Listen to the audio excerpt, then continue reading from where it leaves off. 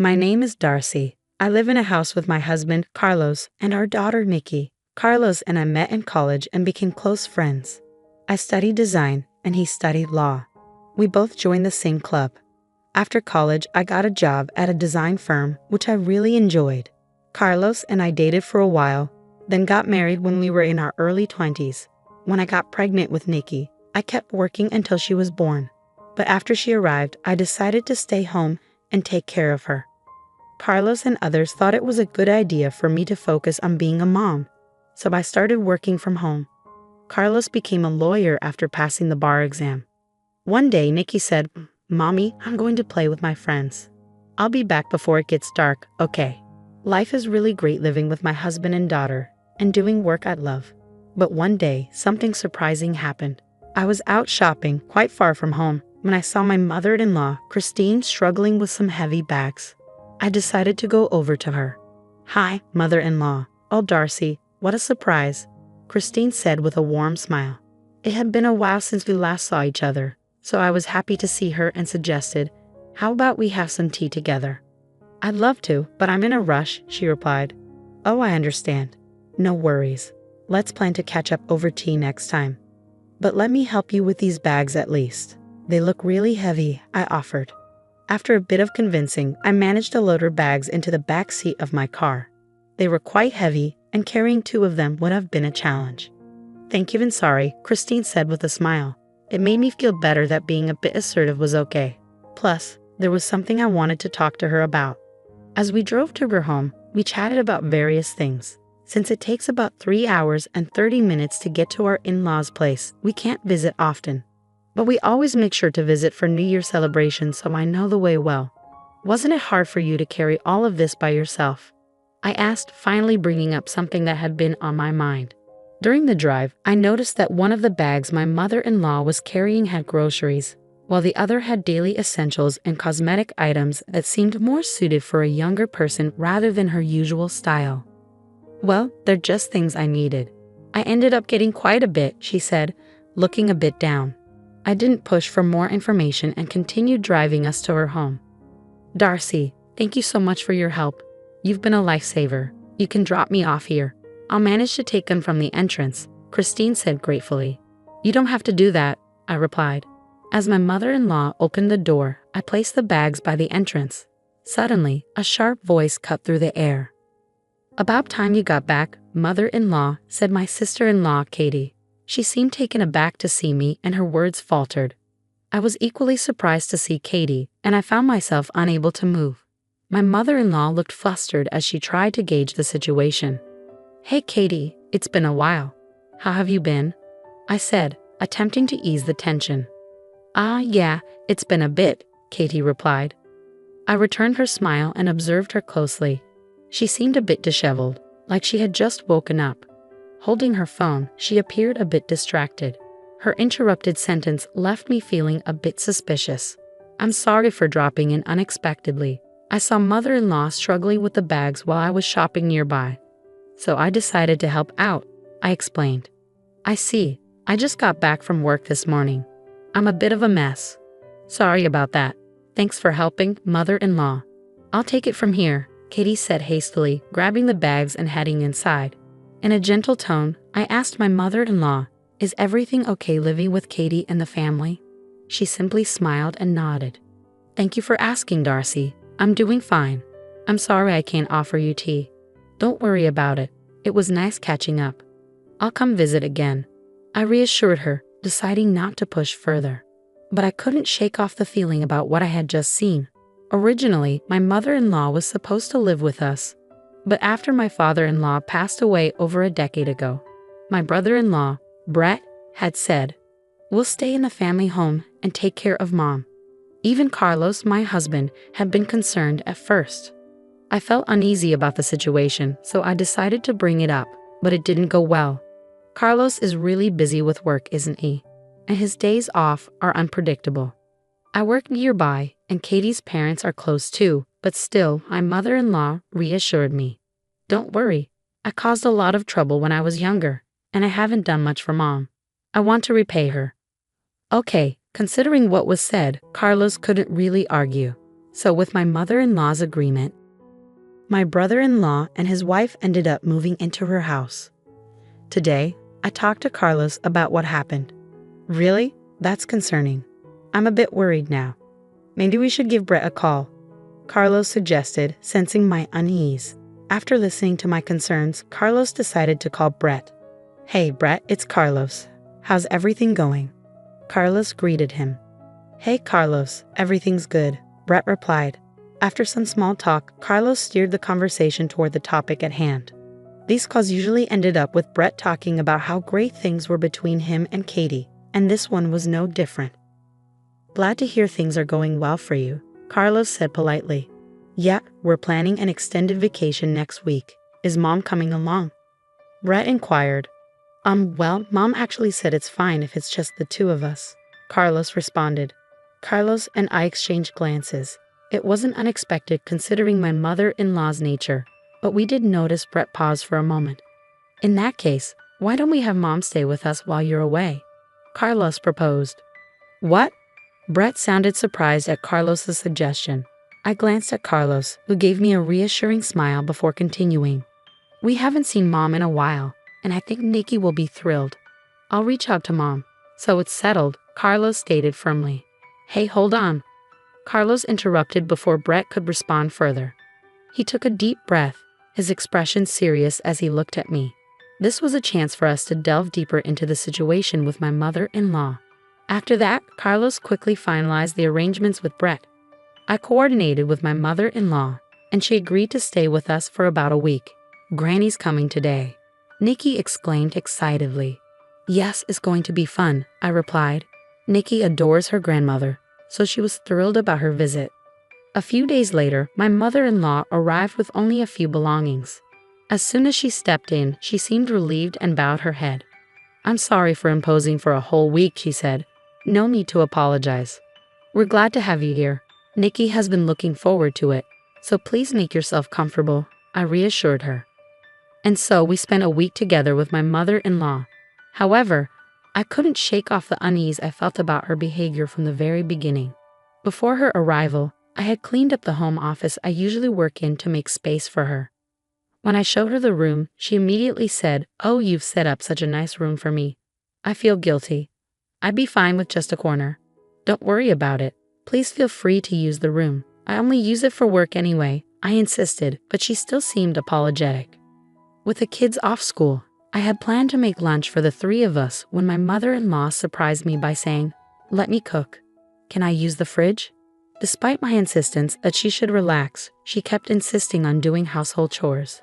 Eventually, I managed to convince her to unwind in the living room while Nikki kept her company.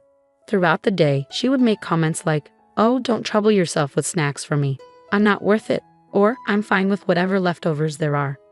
Cold food is enough for me," as if she was an outsider rather than family. It was hard to see her belittling herself like this when she used to be much more lively. When Carlos came home and saw my mother-in-law chatting with Nikki, I filled him in on her behavior. "I understand. Thanks for telling me. I wish she would see her own worth more. Let's keep an eye on her. It's only the first day, right?" As it got late and we were getting ready for bed, my mother-in-law surprised us again by saying, "I guess I'll use this spot for a bit," referring to the basement floor as a place to sleep. "Mom?" Carlos was speechless. I calmly said, "Mother-in-law, please consider this your room until you leave. Use a blanket so you stay warm." "But won't that be a bother?" she asked. "Absolutely not. We want you to feel comfortable and enjoy your time here," I said earnestly, looking her straight in the eye. Her behavior hinted at the kind of life she'd been living with her own family. When I smiled warmly at her, my mother-in-law's eyes welled up with tears, and she finally broke down. "It's been 10 years since I've slept in such a warm place. Thank you." The revelation hit me hard, and Carlos's voice dropped several notches, filled with disbelief. "Mom, tell us the truth. Are things okay with Brett and the others? How's life really been?" My mother-in-law let out a nervous chuckle before answering. "Well, okay might be pushing it, but I have to manage, right? I mean, if they kicked me out, I wouldn't know what to do at my age."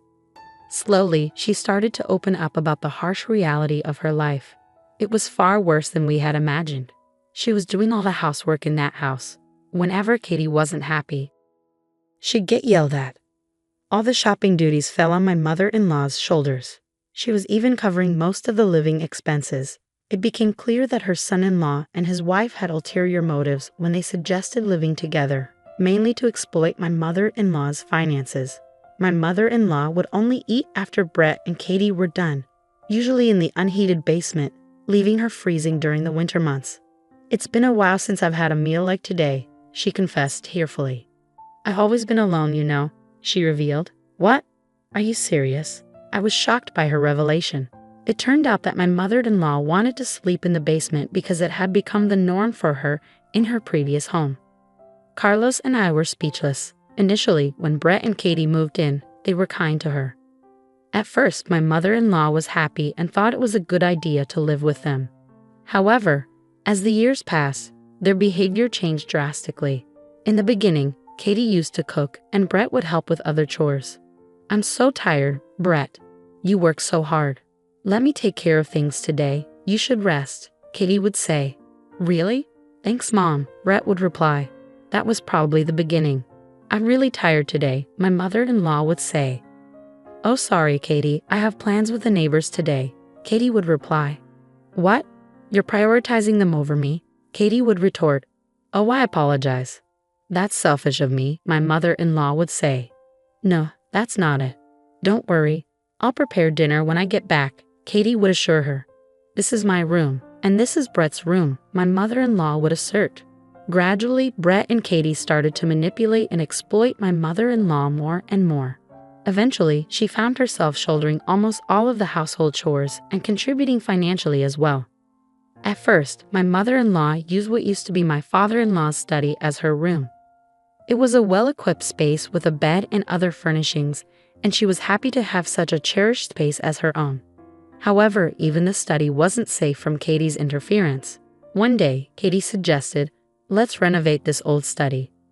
"Hold on, Katie, this was my husband's beloved study. Can we please leave it as it is?" my mother-in-law pleaded. "I'm just thinking about your comfort," Katie would insist. "Why are you making me out to be the bad guy?" my mother-in-law would question. "I'm sorry, but I prefer it the way it is, really," she would say. "This room is outdated. It's worthless with all this junk," Katie would argue. Then, intentionally, Katie reached for a piece of glasswork, a music box made of glass, a favorite of my late father-in-law. He bought it during a trip they took together, and it held sentimental value. But Katie deliberately dropped it. "Oops, my mistake. I didn't mean to," Katie would say. "Oh no, the glass is shattered everywhere. It's so dangerous. What a shame to keep this room the same, especially with all this junk.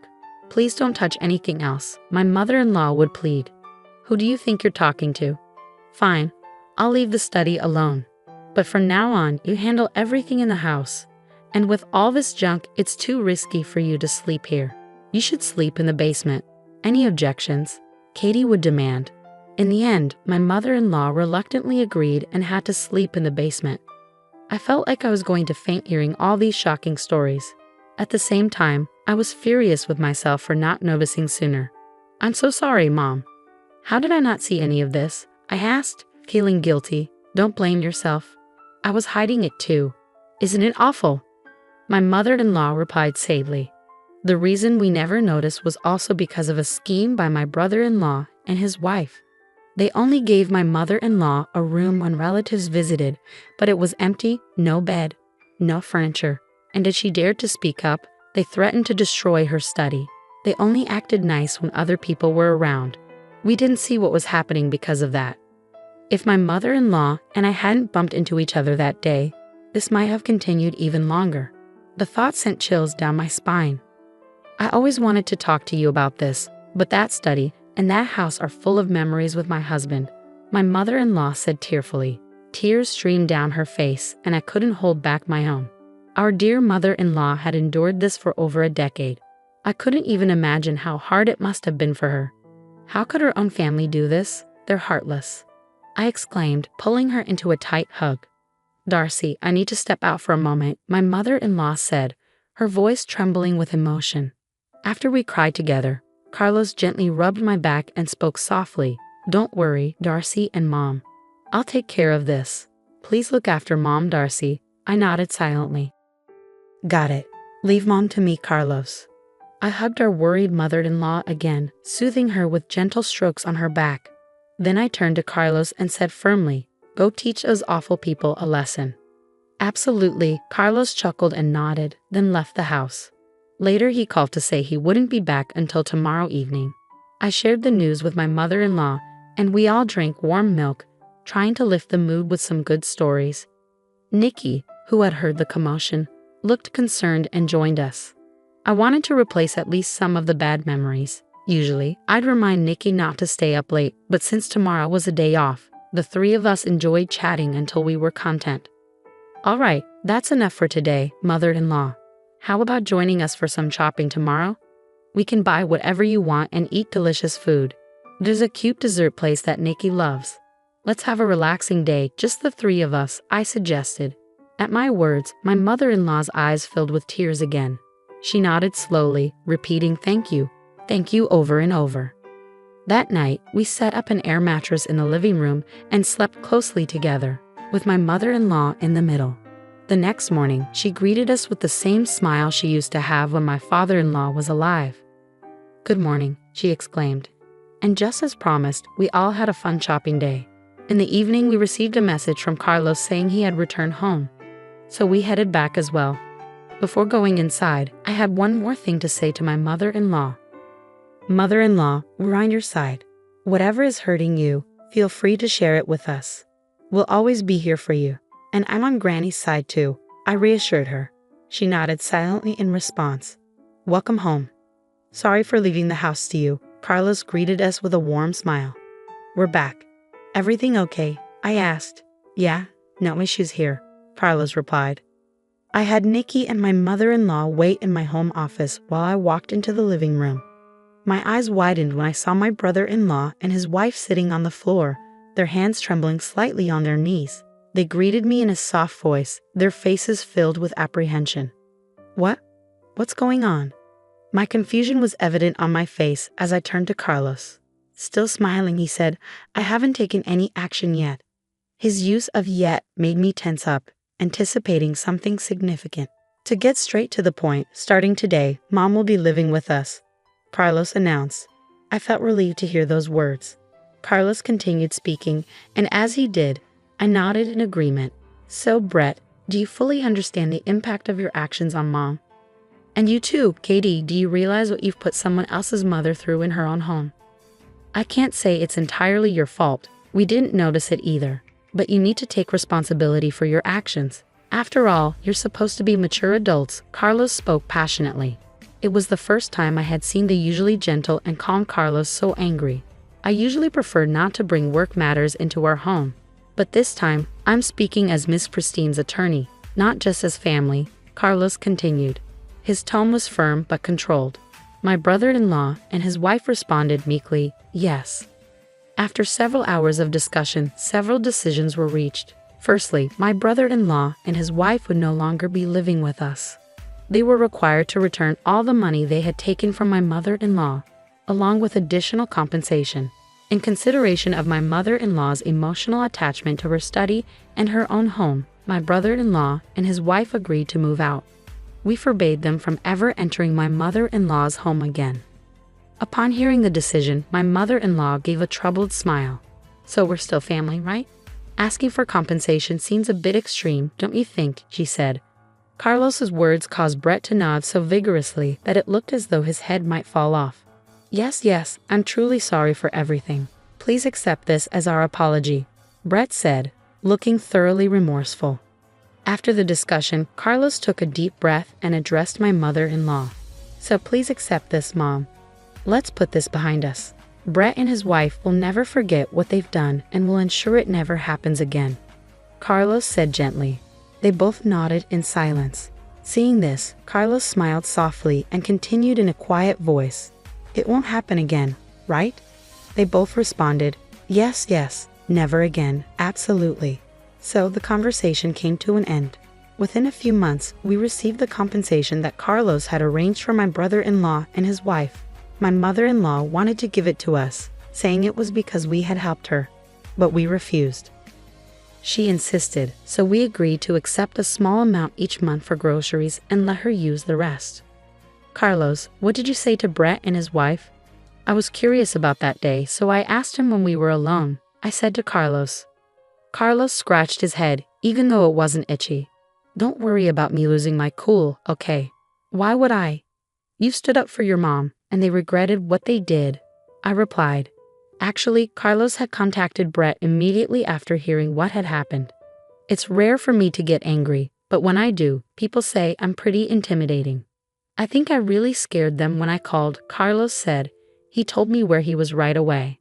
Although a bit distant, he drove straight to the destination. Upon arriving, he'd immediately confronted the two. I couldn't just let it slide, especially because he's my brother, and I trusted him with Mom. I didn't know all the details, but judging by how scared they both looked, Carlos must have been really intimidating when he was angry, I thought. As they left, they bowed deeply, saying, "We're truly sorry."